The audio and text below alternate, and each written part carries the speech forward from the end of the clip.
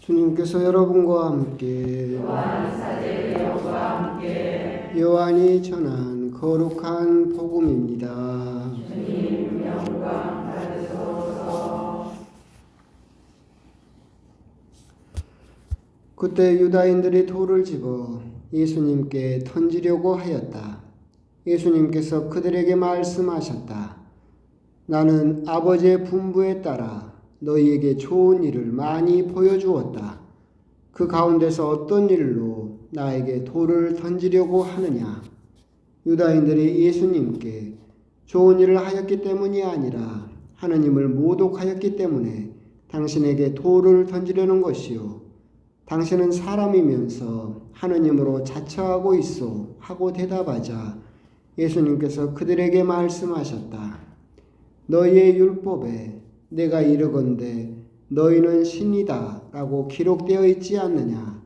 폐기될 수 없는 성경에서 하느님의 말씀을 받은 이들을 신이라고 하였는데 아버지께서 거룩하게 하시어 이 세상에 보내신 내가 나는 하느님의 아들이다 하였다 해서 당신은 하느님을 모독하고 있어 하고 말할 수 있느냐. 내가 내 아버지의 일들을 하고 있지 않다면 나를 믿지 않아도 좋다. 그러나 내가 그 일들을 하고 있다면 나를 믿지 않더라도 그 일들은 믿어라. 그러면 아버지께서 내 안에 계시고 내가 아버지 안에 있다는 것을 너희가 깨달아 알게 될 것이다. 그러자 유다인들이 다시 예수님을 잡으려고 하였지만 예수님께서는 그들의 손을 벗어나셨다. 예수님께서는 다시 요르단강 건너편 요한이 전에 세례를 주던 곳으로 물러가시어 그곳에 머무르셨다. 그러자 많은 사람이 그분께 몰려와 서로 말하였다. 요한은 표징을 하나도 일으키지 않았지만 그가 저분에 관하여 한 말은 모두 사실이었다. 그곳에서 많은 사람이 예수님을 믿었다. 주님의 말씀입니다. 그리스도님 참여합니다. 참회 예수님. 비가 또 옵니다. 이번 겨울은 눈은 한 2번 본 것 같은데 비는 아주 그냥 질리도록 보는 것 같고 꽃샘추위 막바지에도 또 봄눈이라고 오는 것 같습니다. 뭐 내일 모레까지 온다고 하는데 그건 또 지켜봐야 될 것 같고 비도 오는데 할 말이 없어요. 엊그젠가 주교회의에서 공문이 왔어요. 뭐 별건 아닌데 이제 앞으로 신부님들이 교회 방송이나 그런 매스컴에 빼고 사회 방송, 사회 매스컴에 출연하게 될 때는 주교님의 허락을 받고 교구에서 임명한 변호사와 상의를 한 뒤에 이렇게 출연을 하라고 뜬금없이 그런 공문이 왔더라고요.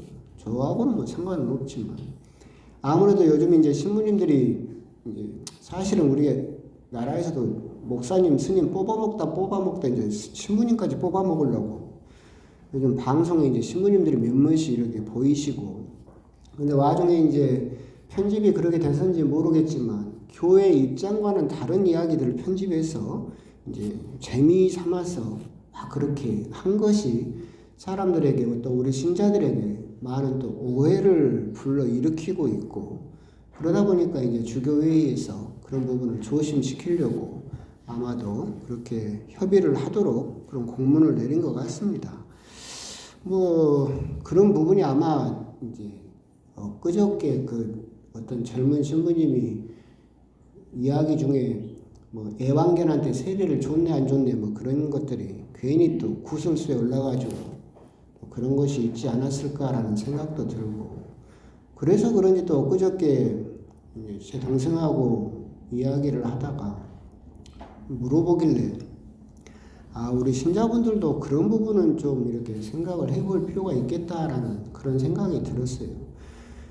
이제 우리가 뭐 애완견이니 뭐니 막 이야기를 하지만 원래 교회 가르침에서 우리가 이제 영혼에 대해서 이야기를 할 때 혼이라고 하는 것을 우리 교회는 삼원설을 가르쳤습니다.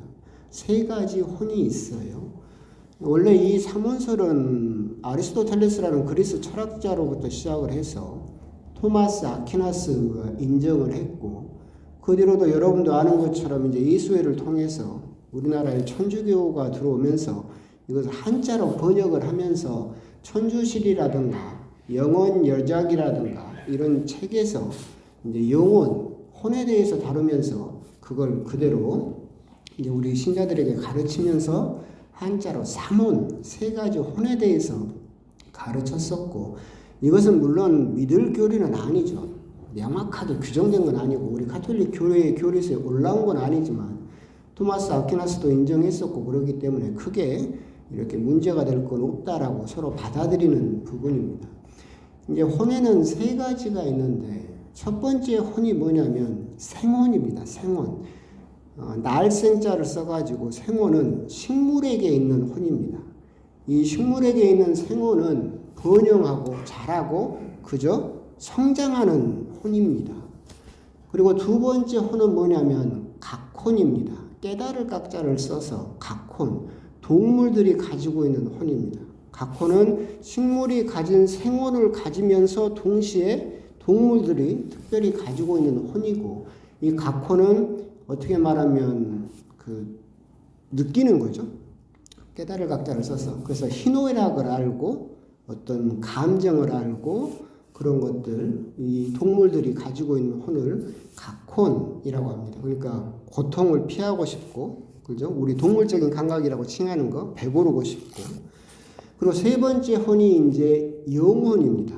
이 영혼은 식물이 가진 생혼도 갖고 있고, 동물이 가진 각혼도 가지고 있고, 그리고 인간만이 가지고 있는 혼을 영혼이라고 부르는데, 이것은 하느님께서 우리들에게 직접 지어 부어주신 혼이라서 불멸이고, 또한 그렇기 때문에 영혼을 가진 우리 인간만이 하느님을 인식할 수 있고, 그리고 또 예술이라든가 언어라든가 뭐 어떤 상상이라든가 여러 가지 창작 활동이라든가 인간만이 할 수 있는 그런 일들을 할 수 있는 것이 영혼의 역할이다. 그래서 크게 생혼, 각혼, 영혼 이렇게 이야기를 하고 있죠. 결국은 또 지금 현대 과학으로 따져도 뇌과학에서 인간의 뇌를 아직 다 완전하게 알지는 못하지만 인간의 뇌를 막 이렇게 연구를 해보면 인간만이 오직 무엇을 가지고 있느냐면 신앙 중추를 가지고 있습니다. 그러니까 이 인간의 뇌 중에는 언어를 담당하는 언어 중추도 있고 여러 가지 담당하는 중추들이 있어요. 실제로 실내로 미국에서 공사 노동자가 여기서 옛날에 한번 이야기 드렸는데 공사를 하다가 사고로 쇠파이프가 뚫고 들어가서 머리를 뚫고 나와버렸어요. 근데 수술해서 살았어요. 근데 이 사람은 명사를 다 잊어버렸어요. 그러니까 무슨 말이냐면 뇌를 다치면서 뇌의 언어 중추가 뚫리면서 명사를 담당하는 부분이 손상이 돼버리니까 이 사람은 명사를 기억하지도 못하고 명사가 뭔지도 모르는 거예요. 자동차 이런 말을 전혀 이해를 못하는 그런 것처럼 인간의 뇌에는 그런 중추들이 있는데 인간만이 가지고 있는 것에 신앙 중추가 있더라. 그러니까 그 말은 무슨 말이냐면 인간은 태어날 때부터 하느님을 인식하도록 만들어져 있다. 그게 인간의 본성에 새겨진 그런 기본적인 바탕이다. 그러니까 쉽게 말하면 세상 사람들이 우리가 하느님을 믿고 신앙을 가진 것을 무슨 세뇌가 돼서 그렇다, 어리석다라고 이야기를 하지만 거꾸로예요. 그러니까 만들어진 무신론이라고 해서 우리들은 가만히 놔두면 저절로 하느님을 신을 찾도록 되어 있는 존재인데 자기가 인위적으로 열심히 노력을 해서 믿게 되는 게 뭐냐면 무신론이에요. 무신론은 저절로 깨달아질 수 있는 것이 아니라 자기가 열심히 노력을 하고 부정을 해야만 무신론에 다다를 수 있는데 그건 역시도 우리가 인간이 영혼을 가지고 있기 때문에 그렇다. 그러니까 영혼을 가진 인간만이 죽음을 인식할 수 있어요. 지금까지 나온 모든 증거로도 동물은 죽음이 뭔지 모른대요. 동물은 고통은 알아요. 근데 죽음은 겪어본 적도 없고 우리처럼 남의 죽음도 이렇게 경험을 이렇게 인지구조상 잘 못하기 때문에 죽음도 고통의 하나라고만 인식을 하지 그것이 죽음이라는 걸 인식을 못한다. 결국은 영혼을 가진 존재만이 하느님과 죽음과 그런 더 고차원적인 생각을 할 수 있다. 그렇기 때문에 오늘 복음에서도 너희들은 신이다 라고 하는 말씀이 성립할 수 있는 거죠. 결국 우리 인간 자체는 그렇게 하느님을 인식할 수 있도록 만들어져 있고, 그렇기 때문에 너희들은 신이 될 수 있는, 신적인 존재가 될 수 있는 이미 기본 바탕을 가지고 있다라고 그렇게 또 이해를 하실 수 있겠죠. 오늘 복음에서 말씀하셨던 것처럼 내가 이르건대 너희는 신이다 라고 하는 것은 시편 82장에 나와 있는 말씀으로서 결국은 우리 역시도 하느님처럼 신처럼, 하느님처럼은 아니지만 신처럼 신적인 존재가 될 수 있다라고 하는 것, 그런 부분에 대해서 예수님께서 우리들에게 다시 한번 깨우쳐 주시는 거죠.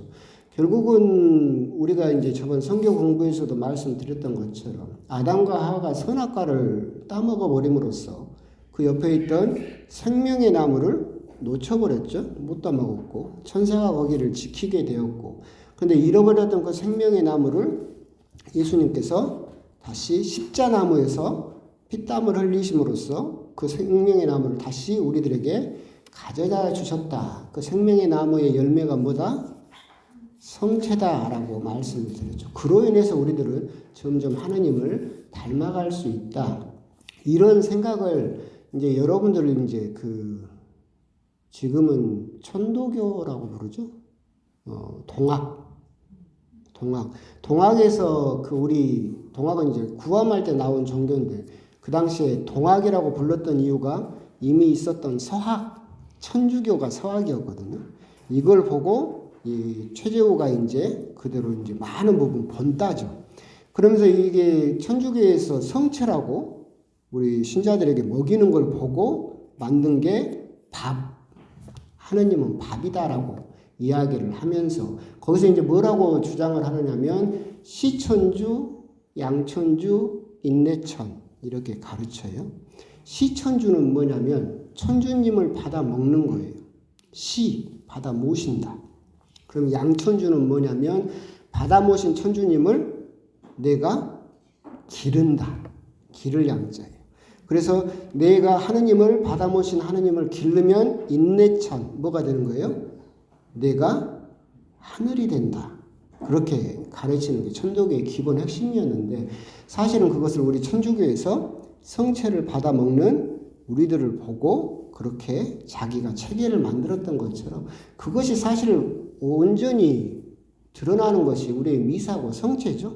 똑같은 거예요. 우리도 생명의 나무에 있었던 영원히 살 수 있는 그 열매를 예수님의 십자나무를 통해서 우리들에게 주셨고 우리들은 그걸 받아 먹고 그래서 일상생활 안에서 기도와 희생과 양보라든가 여러 가지 봉사를 통해서 그 나에게 오신 하느님을 기르고 그럼 우리들은 인내천, 신적인 존재가 될 수 있다. 그 말씀을 결국은 하고 계신다라고 하는 거죠.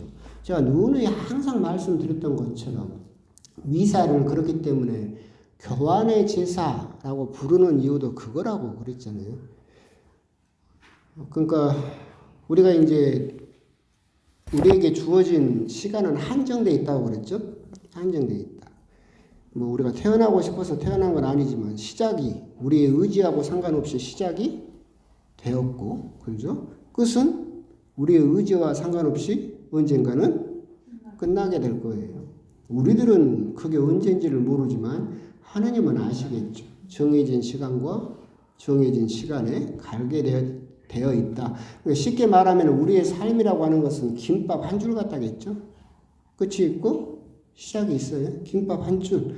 근데 거기에서 딱 잘라가지고 김밥 한 토막을 누구에게 준다라고 하는 거. 즉, 내 정해진 삶 속에서 내가 누군가에게 내 시간, 2시간을 준다라고 하는 것은 무슨 의미라겠어요? 내 생명을 준다는 거예요. 정해진 생명 안에서 내 시간을 그 사람에게 준다는 것은 내 생명을 준다는 거죠.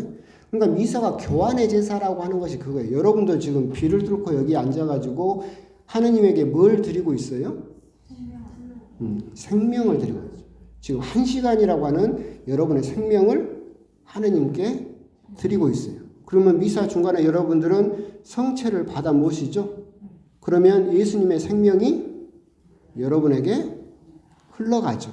교환되고 있죠. 여러분의 생명과 예수님의 생명이 교환되고 있어요. 이 과정이 계속 반복이 되면 여러분들은 뭐가 되는 거예요? 신이 되는 거예요. 그 과정이 미사의 단계예요. 미사가 그냥 허망하게 그냥 뭐 의무처럼 지내지는 것이 아니라 교환의 제사, 이 미사를 드리면 드릴수록 여러분들은 점점 누구를 닮아가는 거예요? 예수님을 닮아가게 되어 있다. 그래서 우리들은 태어날 때부터 하느님을 인지할 수 있게 태어났고, 그렇게 미사를 통해서 우리들은 점점 예수님을 닮아감으로써 우리들은 신이 되어가는 존재다. 그러니까 우리들은 허투루 보이고 맨날 죄 지는 것 같고 하는 거, 그렇게 뭐 단점이 많고 그런 사람처럼 보이지만 사실 하느님의 눈에서 보면 여러분들은 계속 신적인 존재로 변해가는 존재다. 하느님이 보면 저놈은 한 반 정도 된 것 같고 저놈은 한 10%나 된 것 같고 저놈은 거의 다 찼네. 뭐 이렇게 약간의 차이는 있을 수 있겠지만 예수님의 생명으로 여러분들의 생명이 점점 변화되고 있다라고 하는 점, 그런 점이 우리들의 희망이며 그렇게 생명의 교환이 되고 있다라는 것이 구원의 또 다른 의미이다. 옛날에 한번 본당에서 신천지에 나가던 청년하고 한참 상담을 했는데, 그때 그 청년이 신천지를 왜 가게 되었느냐 여러 가지 이야기 중에 나온 것이 뭐였느냐면, 성당을 나와도 내가 구원 받는다는 그런 확실한 그걸 안 준대. 맨날 회개하라고는 하지. 회개하세요, 회개하세요. 근데 내가 하느님 나라에 간다는 확실한 보증, 확실한 약속을 안 주니까 좀 이게 좀 미지근하기도 하고 두렵기도 하고, 뭔가 확실하게 뭐 장담을 해줬으면 좋겠는데 장담을 안 해준다. 근데 신천지 갔더니 가자마자 뭐라 해줘요? 구원받았다고 막 해주는 거예요. 이미 신천지에 발을 들이는 순간부터 너는 구원받았다. 내가 구원받았는가 보다. 막 그런 확신을 주니까 그게 좋았다. 얼마나 어리석은 생각이냐면 그건 말뿐이잖아요.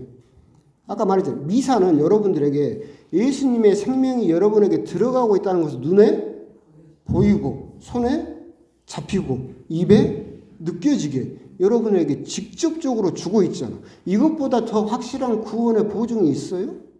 없어요. 거기서는 말로 구원받았다.